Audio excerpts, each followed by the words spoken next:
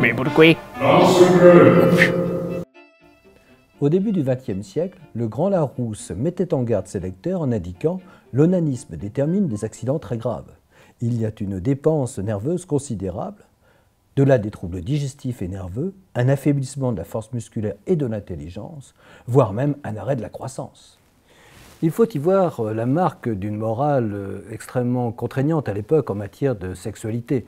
Morale qui était d'ailleurs essentiellement tournée vers les classes les plus défavorisées, tandis que la haute société, et l'Angleterre victorienne en est un parfait exemple, était à la fois la plus puritaine qui soit, mais se livrait aussi aux pires turpitudes.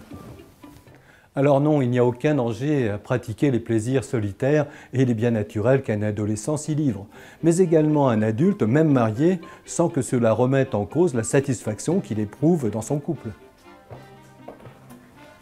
Je ne crois pas d'ailleurs qu'avec l'évolution actuelle des mœurs, il y ait beaucoup d'adolescents qui se posent encore de véritables questions sur ce sujet, et ce surtout, et c'est là peut-être d'ailleurs ce qui est le plus inquiétant, que l'âge des premiers rapports survient de plus en plus précocement. La seule chose que je craigne en rapport avec la masturbation est la sexualité sur Internet, avec l'éviction de la rencontre réelle au profit de la seule image. Il est possible que cette situation contrarie le développement psycho-affectif normal de l'adolescent en l'isolant dans un monde virtuel qui le rendra sourd aux autres, voire même lui fera craindre et redouter la rencontre réelle.